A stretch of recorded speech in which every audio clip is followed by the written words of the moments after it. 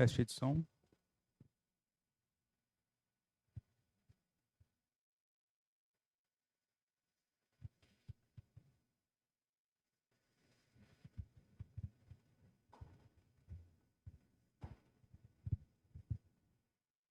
Uma boa noite a todos. Sejam todos bem-vindos essa noite, né? Uma boa noite aos encarnados, desencarnados também que se fazem presente. Uma boa noite ao pessoal que nos assiste pela transmissão em casa. Nós, nessa noite, teremos mais uma exposição do Evangelho, onde será exposto o capítulo 8, Bem-aventurados os puros de coração, pelo Jason, né? Que a gente volte a nossa atenção a essa primeira parte, que é a mais importante, que é a que nos proporciona a reflexão, que nos conduz a um raciocínio mais sincero, mais verdadeiro com o nosso próprio íntimo, para que a gente possa colher, né, os frutos daquilo que a gente vem buscar, que é o autoconhecimento, que é o se descobrir como vencer as suas próprias dificuldades, permitindo assim que o auxílio dos bons espíritos de Deus chegue até nós.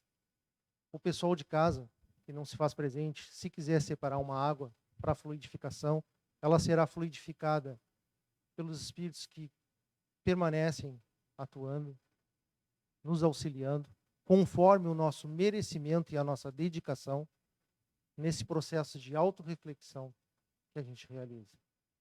Então vamos acerenar o nosso coração, nos desligar do mundo que nos consome, relaxar um pouco na cadeira e voltar o pensamento a Deus e agradecer pela oportunidade que mais uma vez Ele coloca ao nosso alcance. Muito obrigado, Jesus, porque apesar da dureza de nossos corações, o Teu amor sempre está lá, disposto a nos auxiliar, a nos esclarecer, a nos dar força.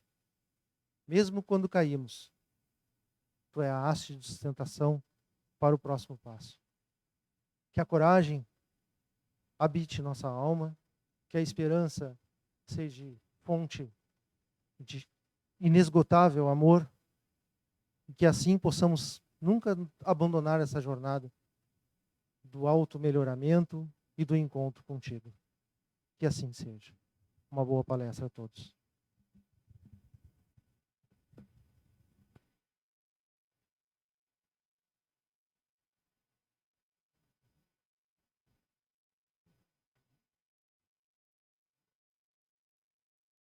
E agora?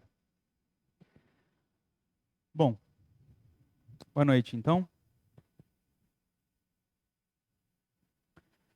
Como disse o diretor, o capítulo de hoje tem esse título, Bem-aventurados que têm puro coração. Não é muito difícil de entender, mas a gente vai procurar fazer algumas reflexões sobre isso.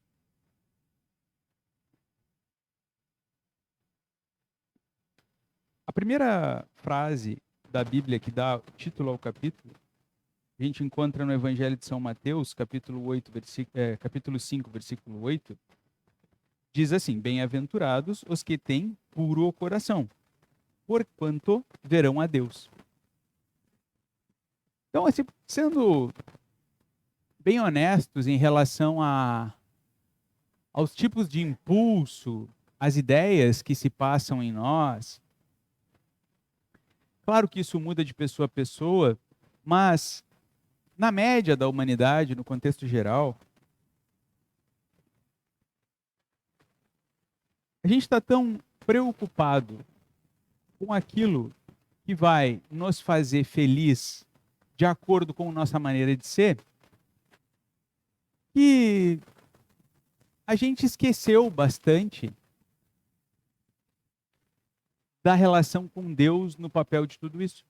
A gente busca através das conquistas materiais, né? A gente procura ter saúde, ter emprego, trabalhar, conquistar, enfim, busca relacionamentos afetivos ou busca relacionamentos fortuitos que nos gerem prazeres físicos, sensoriais, enfim. Isso nos consome tanto, conforme para usar a mesma expressão que o diretor usou na abertura, isso nos consome tanto, toma tanto do nosso tempo diário, da nossa preocupação, ocupa tanto tempo a nossa mente, o nosso coração, que a gente esqueceu essas relações emocionais mais profundas. Muitas vezes a gente se sente até assim vazio, como se faltasse alguma coisa mais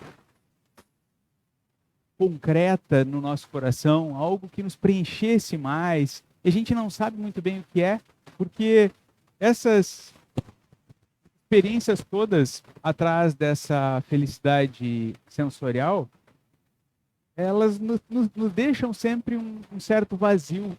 Na hora a gente fica eufórico com elas, mas depois, com o passar do tempo, aquilo não encontra um encaixe lá dentro da gente e a gente fica meio perdido.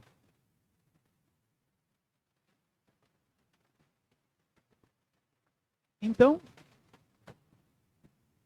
vamos resgatar um pouquinho a ideia essencial da vida. A gente tem o direito, e esse direito nos foi dado por Deus, de realizar uma trajetória dentro de um processo evolutivo.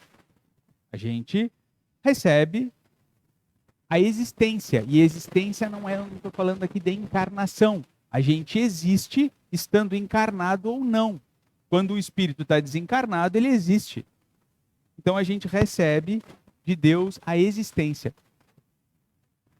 Vai aprendendo através do contato com a matéria, das encarnações no início desse processo, experiências, vai desenvolvendo emoções, vai desenvolvendo inteligência, vai desenvolvendo o próprio livre-arbítrio, que é a capacidade de escolher, e vai dando vazão para essa capacidade paulatinamente, lenta e gradualmente, ao longo do processo evolutivo.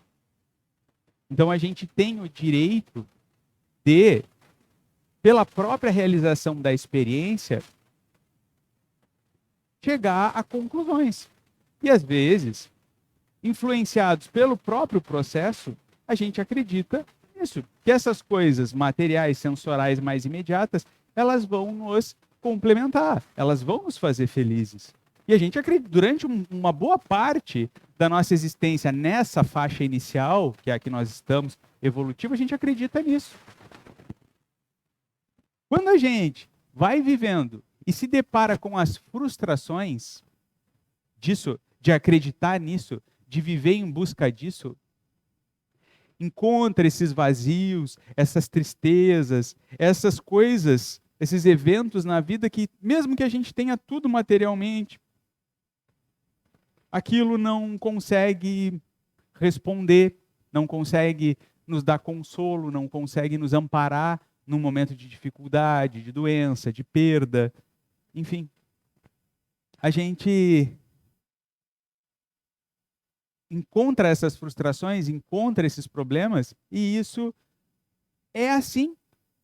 É assim que é o processo evolutivo. Porque quando a gente começa a encontrar isso, a gente deveria começar a pensar, não é só isso. Tem alguma coisa a mais.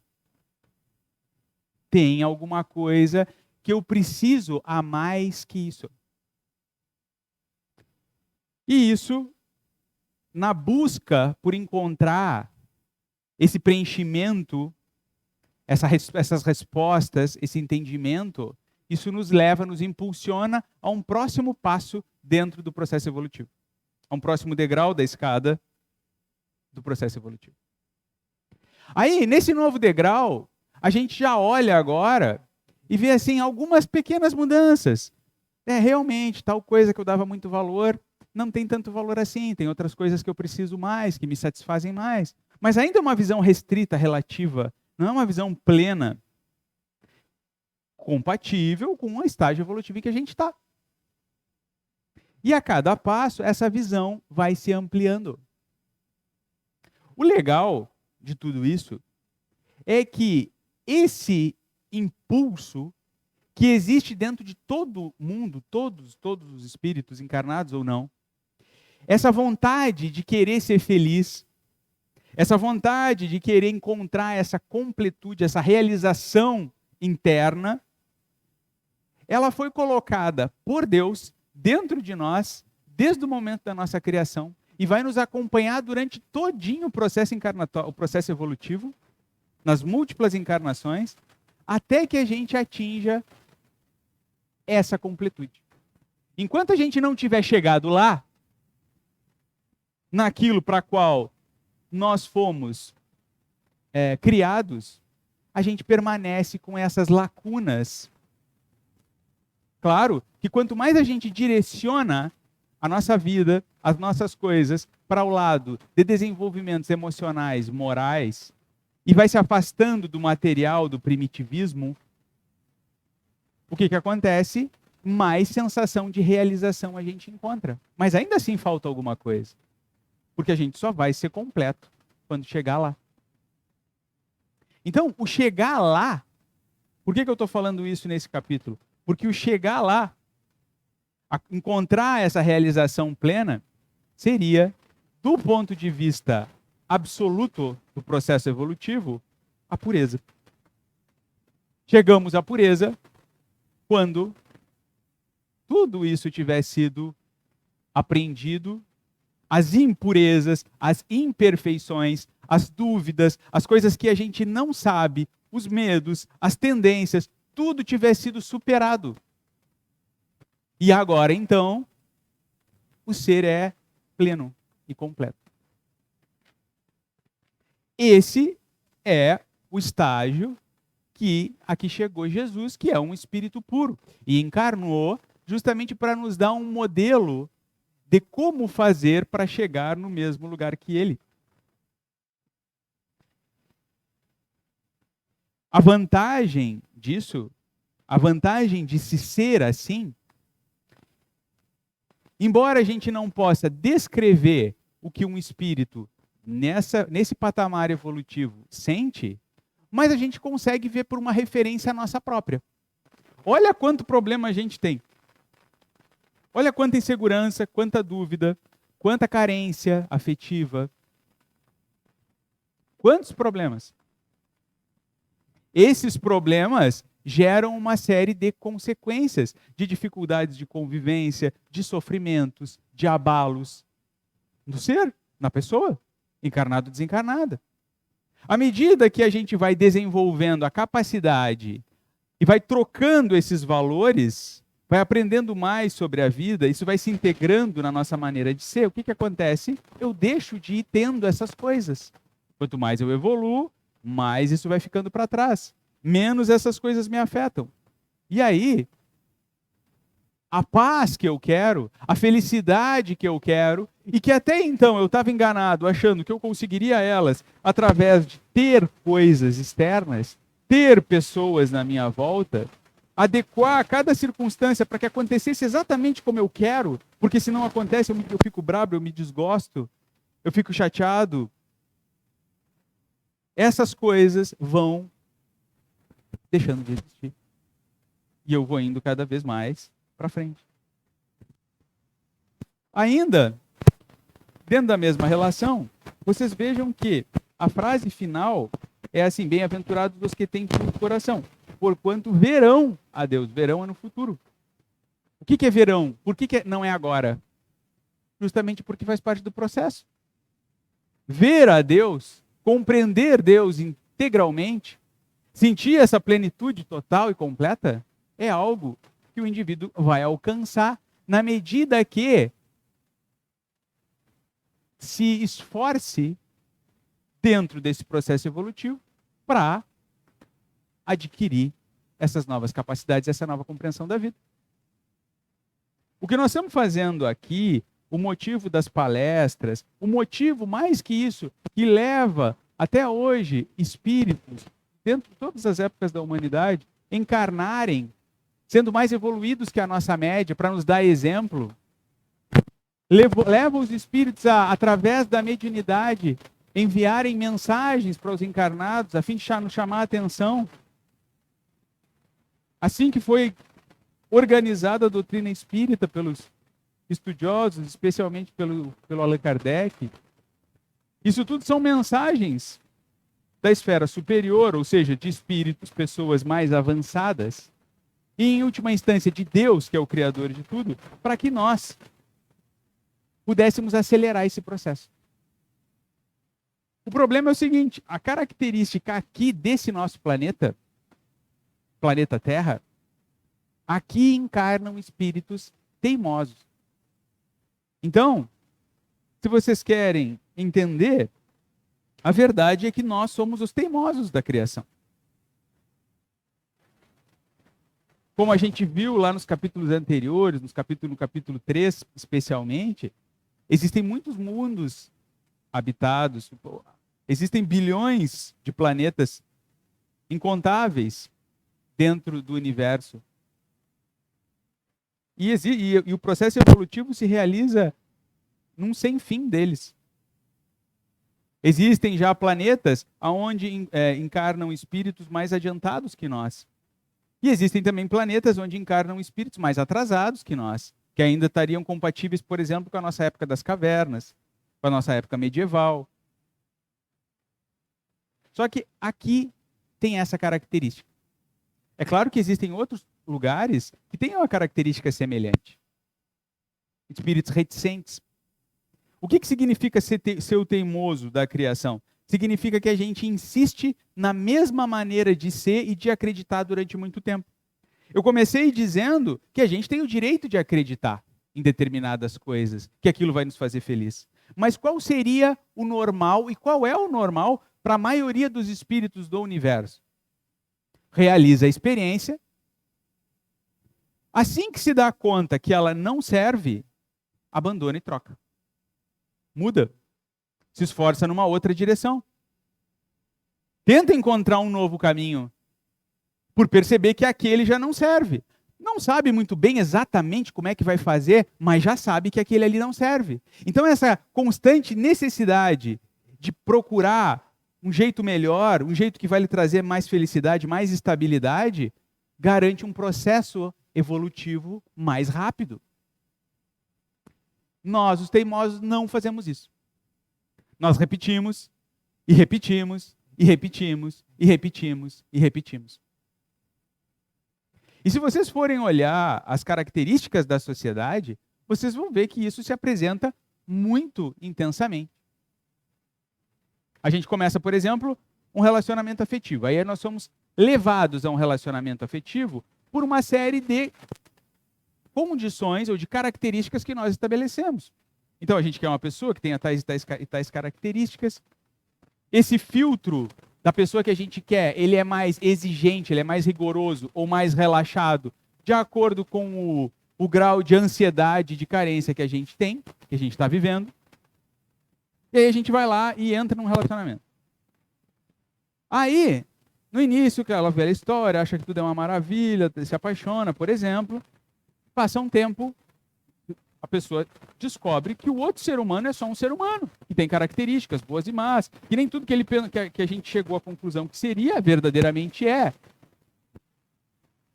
E aí, vem as frustrações, vem as decepções, vem as brigas, vem os problemas, gera uma separação. Quando eu vou para um novo relacionamento, normalmente, o que eu faço? Eu levo, de novo, as mesmas expectativas, as mesmas características, as mesmas ilusões, e vou repetir tudo de novo. Por quê? Porque dentro de mim, a ideia é assim, não, é porque eu não encontrei a pessoa certa. O problema não está em mim. O problema está no outro. Aí, nova decepção. Aí vai para uma nova decepção, e uma nova decepção. Aí, a pessoa ainda não se convence, ela ainda não diz assim, não, o problema está em mim, tem alguma coisa que eu preciso melhorar, alguma ilusão, alguma coisa que eu estou abordando errado no relacionamento. O que ela diz? Putz, eu tenho o dedo podre, eu tenho azar. Eu vou lá e sempre escolho alguém que não se encaixa comigo. Só que existe um porquê. E a gente vai estudar na doutrina espírita e ver que existem as leis de atração por semelhança, existem as necessidades de resgate, E existe a coisa mais palpável de todas, que é justamente essa. Se eu estou atrás de ilusões, eu vou encontrar ilusões. Inclusive tem um capítulo no Evangelho segundo o Espiritismo que fala, buscai e achareis. Isso é válido para o que é bom, mas também é válido para o que é ruim. Se eu estou buscando, estou atrás de pessoas que vão alimentar as minhas ilusões, quando eu as encontro, aquilo brilha para mim. Eu só vou descobrir depois que aquilo me faz mal. Eu vou lá e tiro vantagem em alguma coisa. Das coisas mais simples, eu quero mostrar para os outros que eu sou melhor. Que eu sou alguém, que eu valho a pena, que eu tenho mais recursos intelectuais, mais conhecimento, ou mais beleza, ou mais dinheiro que o outro. E aí eu vivo assim. Isso gera, dentro de mim, uma insegurança enorme. Eu tenho que matar, como a gente diz, um leão por dia para me convencer que eu sou essa pessoa. Se numa relação dessas eu encontro alguém que ameaça essa minha posição interna, que eu me sinto inseguro, que eu posso vir a perder aquilo que eu dou tanto valor, que ele pode me tomar, ou que podem ver ele como melhor do que eu, o que acontece? Eu me desestabilizo, eu me angustio, eu me anseio, eu fico cheio de conflitos. Aí eu tenho necessidade de compensar, e eu quero fazer mais, eu quero mostrar mais, eu entro em competição com o outro. Crio muitas vezes inimigos por causa disso. Mas pior do que o resultado externo que isso gera, na relação com os demais, é o resultado interno. É a extrema insegurança dentro da qual eu passo a viver. Aí, passa um tempo, as situações mudam. Aquela pessoa se afasta, ou eu consigo vencer na minha ótica, mostrar para ela que eu que sou melhor mesmo, que eu que tenho mais. Aí, eu voltei à estabilidade. Até que uma nova circunstância apareça de novo. E me ameace de novo. E eu temo que essa nova circunstância apareça, me ameaçando de novo.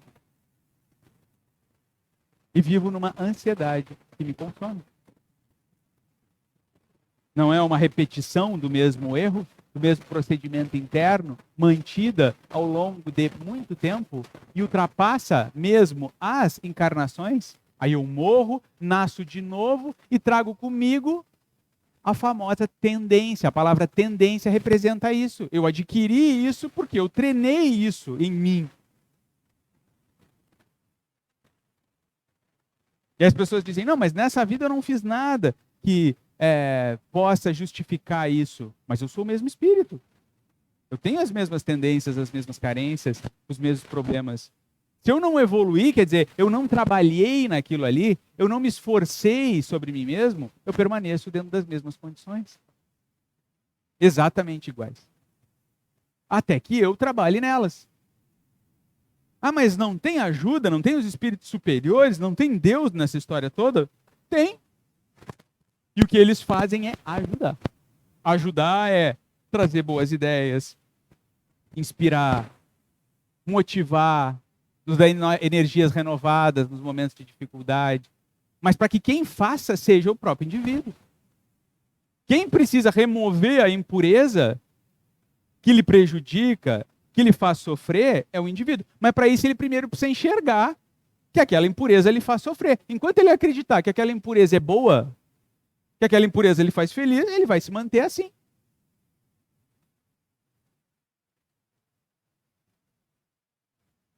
Essa escolha é uma escolha do indivíduo.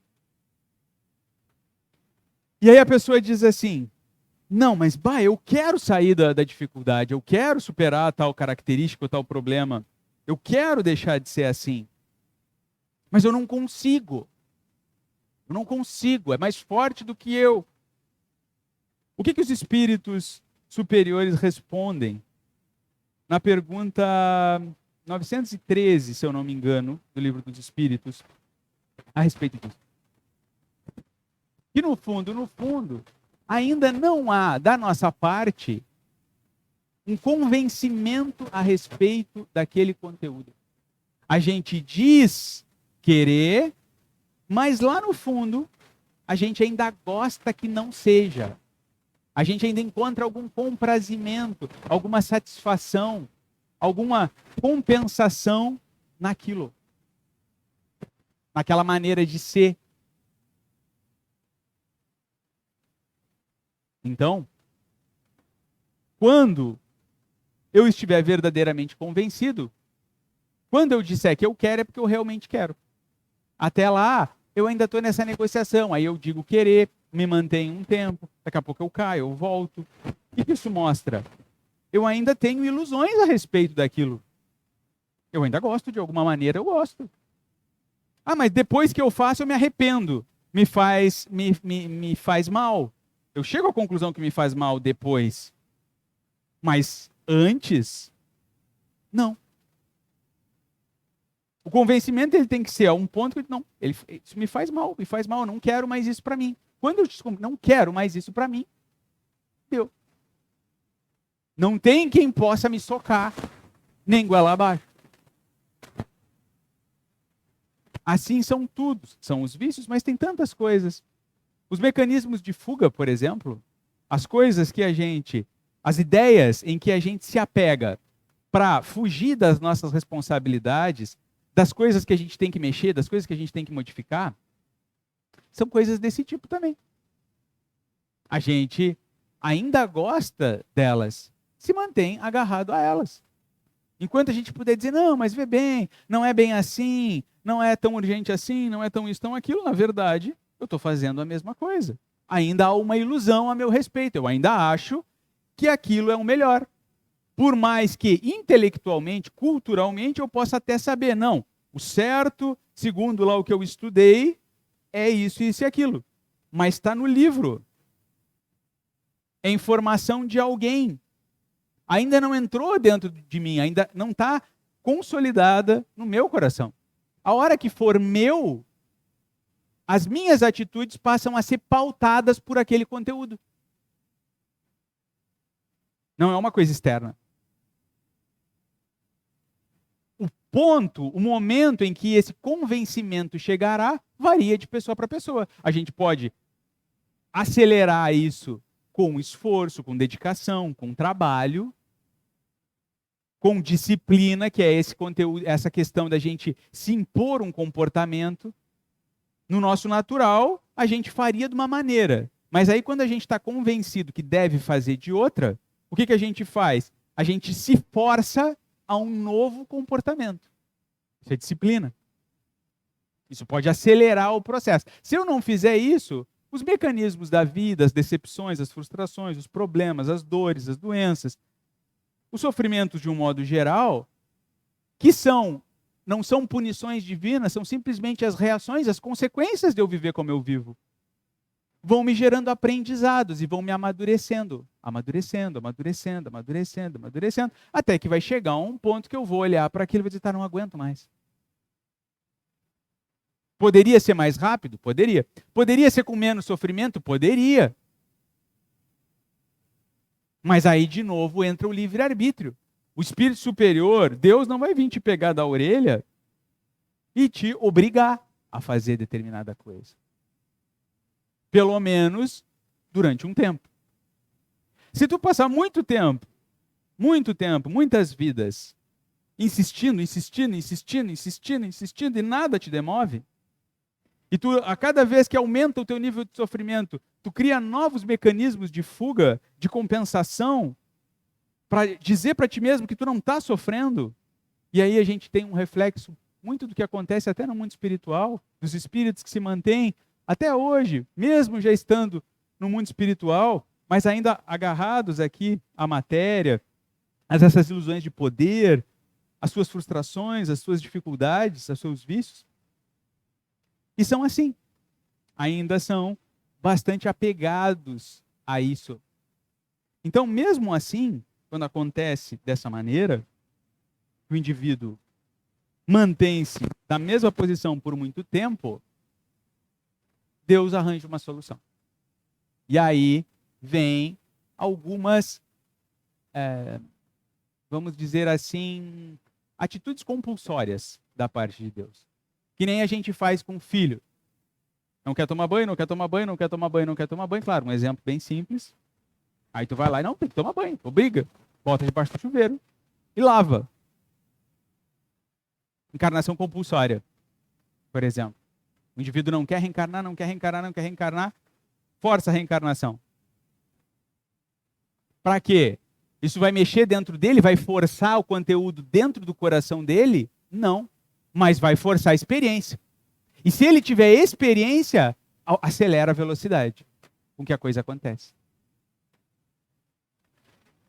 Sejamos nós mais reticentes, mais teimosos ou menos teimosos, um pouco mais flexíveis, de uma forma geral isso nos acontece para todos. A gente precisa viver experiências. E é o que nós estamos fazendo aqui. Encarnados. E mesmo desencarnados, quando estamos nos preparando para reencarnar. Por quê? Acontece que a experiência, ela é necessária, mas mais que isso, ela é adequada à pessoa, ao indivíduo, à individualidade. As duas pessoas não são iguais, elas podem ser muito parecidas, mas elas não são iguais.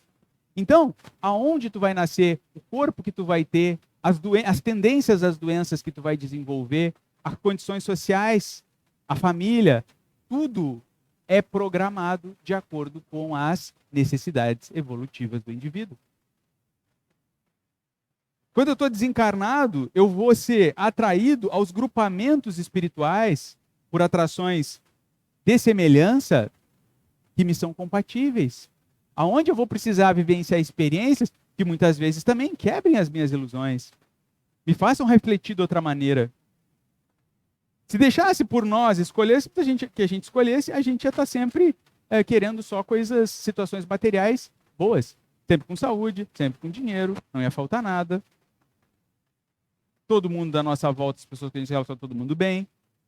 Mas vocês notem que não é assim. Pelo contrário, se a gente fizer um levantamento estatístico dentro do planeta, a maior parte das criaturas vive em situações materialmente difíceis. Em relação econômica, é uma pirâmide. Na ponta da pirâmide estão os mais ricos, mais abastados, na base da pirâmide os mais pobres. A base é muito mais larga que a ponta, ou seja, são poucos abastados e muitos pobres, muitos miseráveis. Por que que é assim? Vocês acham que é coincidência? É claro, é o reflexo da nossa sociedade, de nós que somos egoístas, pensamos só em nós, do nosso atraso moral, no nosso senso de avaliar as coisas? Sim, mas Deus não é utópico. E aproveita o próprio erro da criatura para gerar experiências necessárias ao seu aprendizado. O número de pessoas, enfim, que apresentam doenças, quem não fica doente? Raríssimas pessoas. Alguns com doenças que o dinheiro não pode tratar. Não há recurso médico para isso, não existe tecnologia para isso. E se a gente falar então dessas doenças, chamadas doenças psicológicas, emocionais, isso é maior ainda. Aí a pessoa toma remédio muitas vezes para fazer uma regulação hormonal, mas mantém as causas, as frustrações dentro de si. Mantém a atuação do desequilíbrio das emoções atuando sobre o corpo, batendo, desequilibrando, e as células não conseguem se manter em pleno funcionamento. Desorganiza fisicamente.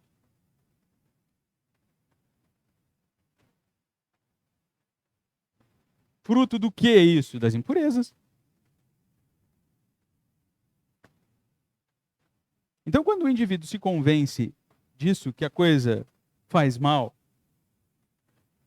e que há uma pureza, ou seja, Deus criou as coisas com um objetivo, existe uma lei que rege tudo, uma lei divina que rege tudo, que ela não é criação de nenhum homem, nem de nenhuma religião. Ela é criada e existe desde sempre, desde antes de existir a humanidade, é criação de Deus e rege tudo em todos os planetas, em todo o universo. E a gente, então, faz através de um processo religioso, científico, filosófico, seja como for ou na reunião deles, é o quê? É uma tentativa de entender essa lei divina. E entendendo essa lei divina, a gente se aproxima de entender o seu Criador, que é Deus, por isso verão a Deus. Quanto a gente vai lá se esforçando para entender melhor como é que a vida funciona, e vai comparando o que a gente vai aprendendo com o que a gente vai enxergando em nós mesmos, das nossas características, e vai dizendo, isso aqui realmente, eu entendi que é assim, então isso aqui está errado, eu preciso mexer nisso. Aí eu mexo, não, mas não era bem assim, eu errei ainda tem que mexer assado. E aí eu mexo de novo, agora funcionou, agora está melhor.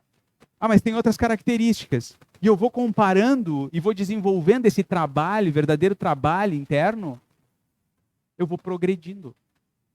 Eu vou avançando dentro do processo evolutivo, ou seja, vou me purificando. E me purificando, eu sofro menos, duvido menos, tenho menos incertezas, todas essas coisas derivadas. Por isso que no capítulo da semana passada se falou em humildade. Porque para que o indivíduo se olhe e diga assim, isso aqui está errado, precisa disso. Ele precisa conseguir enxergar o verdadeiro estágio em que ele se encontra. Olhar assim, isso aqui eu tenho de bom, isso aqui eu tenho de ruim. Não é nem tudo é minha culpa, minha máxima culpa, eu sou totalmente desequilibrado. E também não é eu sou uma maravilha, eu sou bom, porque eu me comparo com as outras pessoas, então como eu não faço nenhuma coisa assim, muito comum isso na sociedade, não, eu não roubo, eu não mato, não prejudico ninguém, vivo só a minha vida, então eu sou bom. Mas sou inútil. Só sirvo para mim mesmo. E olhe lá, para os meus familiares, para as pessoas mais próximas. A minha contribuição real, mesmo para eles, é muito pouca. Porque o exemplo que eu dou é o exemplo disso, uma pessoa limitada que vive para si. Não saio disso. Não tenho anestesiei esse impulso de crescimento, de descobrimento e de transformação. E dou esse exemplo para eles. Então eu preciso de humildade para poder enxergar e querer avaliar e enxergar onde eu estou.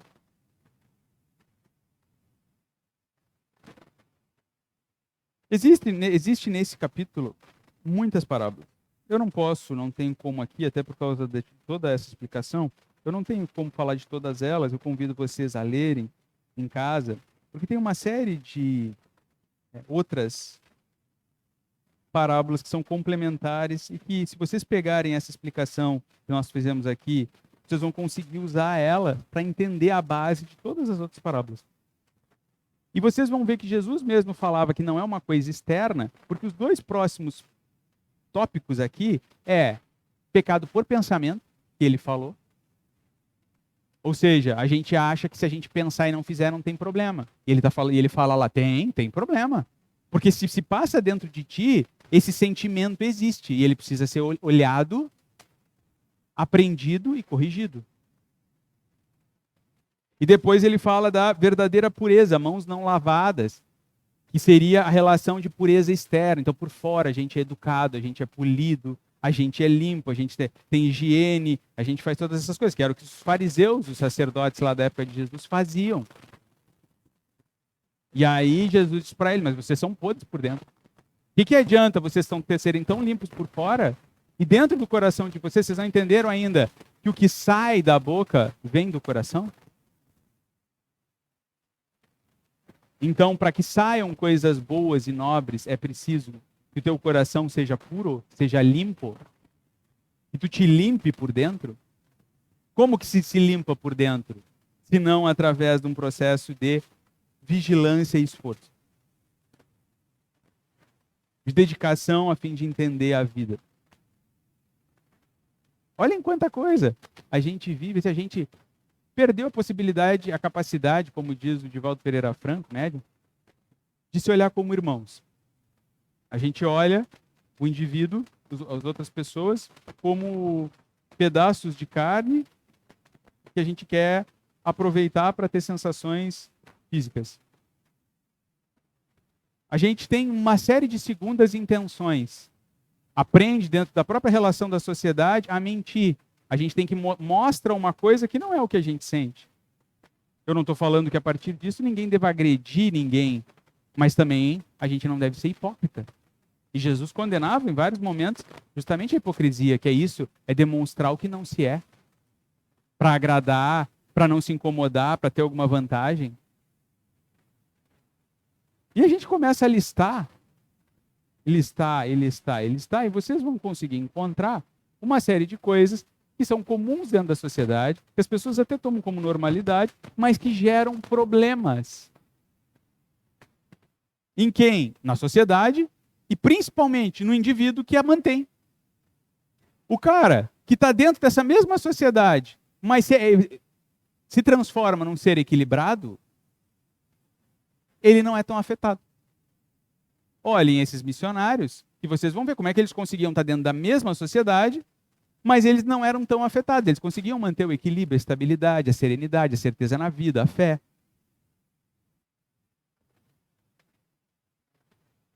Então é possível, é para isso que eles nasceram, para mostrar que é possível.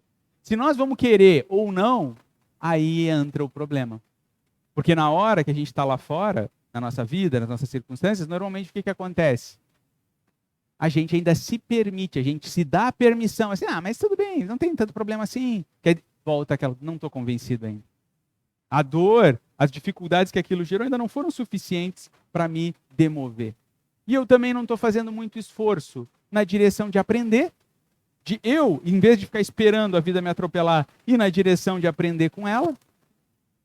O que sobra? As consequências. Então a gente vai pedir ajuda para Deus, para os espíritos, mas sempre vejam se não é assim, se a gente não tem, até nisso, a segunda intenção, a gente vai pedir ajuda, mas no fundo o que a gente quer? Que saia, que nos tire do problema, que nos tire do sofrimento. Nós não estamos querendo assim, não, eu quero aprender, e se eu conseguir entender que eu realmente estou errado, eu vou me modificar. Eu vou fazer esforço para entender onde é que eu estou errando. E aí eu vou me modificar. É um compromisso que eu assumo comigo mesmo. Quantos fazem isso? Muito poucos. Mesmo a gente tomando contato com a doutrina espírita, que explica essas coisas, faz o chaveamento das parábolas de Jesus de forma tão clara, a gente ainda na nossa vida, muitas vezes, se permite determinadas coisas que não deveria mais, que já teria informação clara, demonstrada pelos fenômenos mediúnicos de tal forma que não há como contestar, não há como negar, e mesmo assim o indivíduo se permite. Tal é a tendência. A teimosia que eu falei para vocês, a insistência, que muitas vezes nega o que é mais lógico, o que é mais óbvio, estampa os nossos olhos, mesmo às vezes nos fazendo sofrer, a gente ainda vai exigir da vida níveis maiores de sofrimento para despertar. Jogando muitas vezes fora oportunidades que Deus nos dá através da vida de acordar mais rápido, de entender mais rápido, de avançar mais rápido, de resgatar os equívocos do passado, as culpas das vidas anteriores e mesmo dessa mais rápido, para encontrar essa paz, essa felicidade que a gente busca erradamente, equivocadamente, através do ter. E que quanto mais a gente tem, mais fica demonstrado que isso não é o caminho. Ajuda, se tenham determinadas coisas, e que não se tenha necessidades físicas maiores, alivia determinados problemas, é claro. Mas não é essa a finalidade. Não é esse o objetivo. E a gente vai precisar mudar o nosso ponto de vista a respeito da vida, da forma como a gente se relaciona com essas dificuldades, para tirar delas lições, com as nossas ilusões, tentando descobrir elas, por que nós somos assim, para acelerar o processo.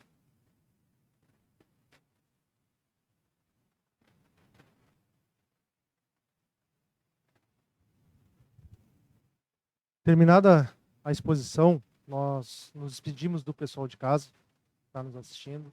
Podem consumir a água. Não se esqueçam que sábado às 16 horas haverá uma nova transmissão.